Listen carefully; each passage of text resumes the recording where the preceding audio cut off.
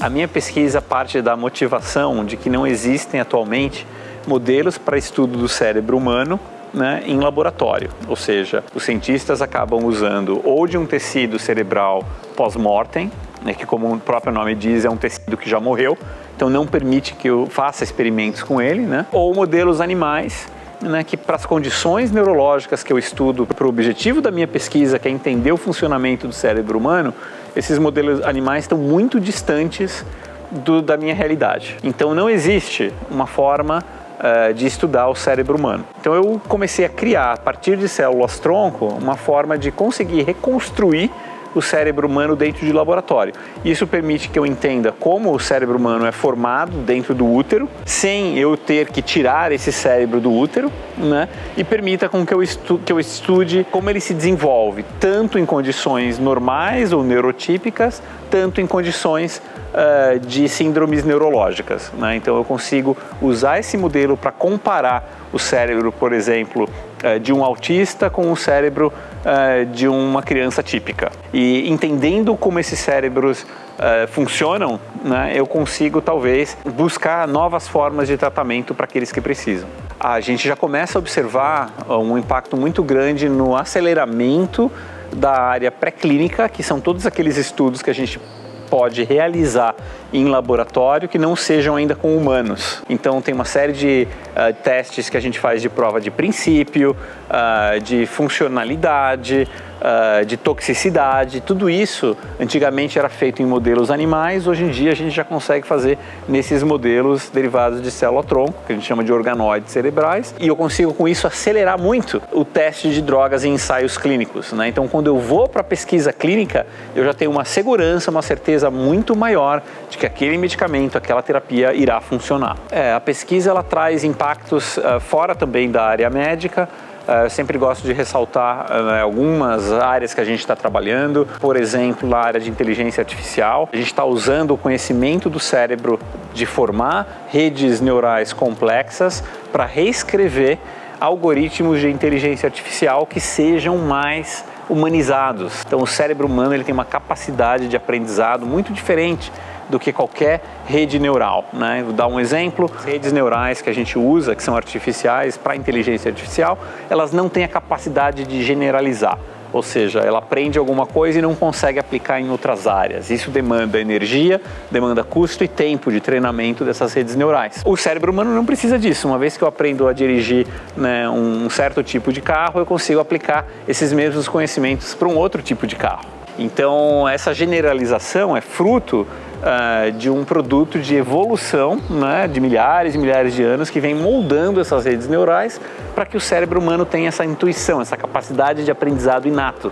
E se a gente desvendar como isso acontece, eu consigo aplicar em diversas áreas. Então essa é uma das aplicações. Outra aplicação é na área da própria evolução do cérebro, onde eu consigo comparar o cérebro humano com, por exemplo, de nossos ancestrais extintos, como os neandertais, e descobrir por que o cérebro humano hoje em dia tem uma capacidade criativa muito maior do que os nossos antepassados que foram extintos, né, justamente por faltar uma capacidade de adaptação, de tecnologia e socialização que é única da nossa espécie. A pesquisa com os organoides cerebrais permite com que a gente entenda os mecanismos de ação dos canabinoides e do canabidiol em diferentes aplicações. Toda a pesquisa que foi feita anteriormente, ela foi feita ou de uma forma clínica, ou seja, já testando no indivíduo, ou usando os modelos pré-clínicos antigos, como os modelos animais.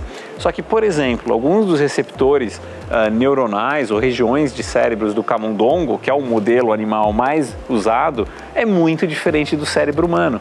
Então a gente costuma extrapolar o que a gente aprende em modelo animal para o cérebro humano. E na maior parte das vezes a gente erra, né? Porque o modelo não é translacional. Então agora eu tendo um modelo humano para estudar isso, eu consigo ter insights, né, de funcionamento dessas moléculas muito mais precisos, eu consigo entender exatamente como elas funcionam. Então a gente está abrindo novas perspectivas até de aplicações clínicas, né? Porque a gente faz esses testes num modelo que é muito mais relevante. Eu acho que os próximos passos dessa pesquisa, né, incluem o aceleramento do desenvolvimento neural, né? Esse modelo que a gente tem, ele recapitula muito bem o tempo de desenvolvimento do cérebro humano, ou seja, se eu mantenho esses organoides cerebrais no meu laboratório por 1 ano, eles meio que recapitulam o primeiro ano do desenvolvimento neural humano, os 9 meses mais 1 mês pós-natal. Então ele é muito fidedigno ao desenvolvimento neural humano porque ele é codificado geneticamente nas células-tronco. Só que isso, apesar de ser bom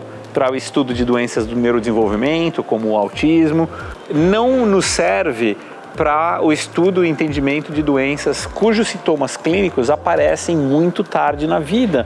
Por exemplo, um Alzheimer, que às vezes demora 70, 80 anos para aparecer, ou uma demência. Então essas doenças que estão vinculadas ao envelhecimento ficam impraticáveis. Eu não consigo manter esses tecidos por 80 anos no meu laboratório. Eu não vou estar aqui vivo para ver o que vai acontecer com eles daqui a 80 anos. Então eu estava procurando formas de acelerar esse desenvolvimento. E uma forma de fazer isso é usar a estação espacial como uma incubadora, né? Uma das observações que a gente teve é que ao manter essas estruturas de organoides cerebrais na estação espacial flutuando em microgravidade, a gente acelera o envelhecimento em escalas, né? Que são muito maiores do que o tempo aqui na Terra, né? Então 1 mês no espaço equivale a mais ou menos uns 10 anos de envelhecimento em Terra. A ideia é que a gente monte um laboratório de célula-tronco e organoides cerebrais na estação espacial. Esse projeto está sendo financiado por uma série de organizações, inclusive a NASA é uma parceira, e o que a gente busca é montar esse laboratório em mais ou menos umas 2 semanas. Então eu iria para lá para ficar umas 2 semanas montando esse laboratório. A viagem no espaço, primeiro, é uma coisa inédita, né, que a gente está fazendo, que é treinar um cientista para ser um astronauta. Isso nunca aconteceu antes. Os astronautas são pessoas especializadas tecnicamente, que fazem um treinamento muito rigoroso para se tornarem astronautas, e essa é a profissão delas, se tornar astronautas para fazer uma série de observações na estação espacial. O que a gente está propondo é um modelo inverso, é tu pegar um cientista que é uma pessoa normal, ele só é especializado na ciência dele, e torná-lo um astronauta. Essa parte envolve 2 tipos de treinamento. O primeiro treinamento é uma parte física e mental, né, psicológica, de como se comportar num ambiente pequeno, de como se comportar num time, de como se comunicar efetivamente numa condição de estresse e estar preparado para todas as emergências possíveis, né, e como condicionar o seu corpo, né, para suportar os efeitos desse tempo na microgravidade. Nas primeiras 2 horas que você entra em microgravidade, você começa a perder massa muscular e densidade óssea. Então o treinamento do astronauta passa, né, para você se revigorar, tanto na parte muscular quanto na parte óssea, entre outras coisas. Então é um treinamento físico que acontece. A outra parte é o treinamento das atividades que você vai executar em microgravidade. Por que a gente tem que treinar para isso? Porque a gente está acostumado a fazer os experimentos aqui em Terra, né? Então eu uso muito da gravidade para os meus experimentos. Então quando eu estou manipulando, por exemplo, uma plaquinha ou uma substância, né, eu coloco essa substância na mesa, né, e espero o momento certo de adicioná-la nos meus minicérebros. Bom, não tem mesa lá, né, não dá para colocar em cima de uma mesa.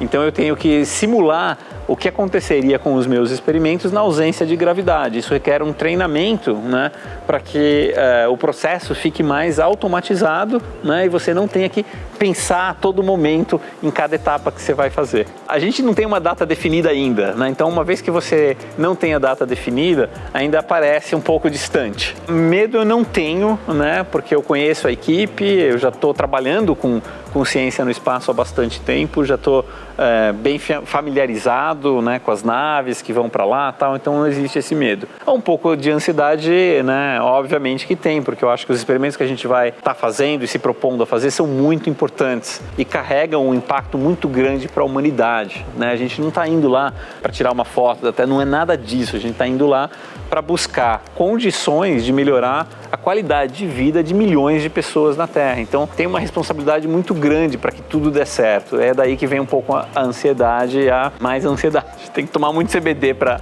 segurar.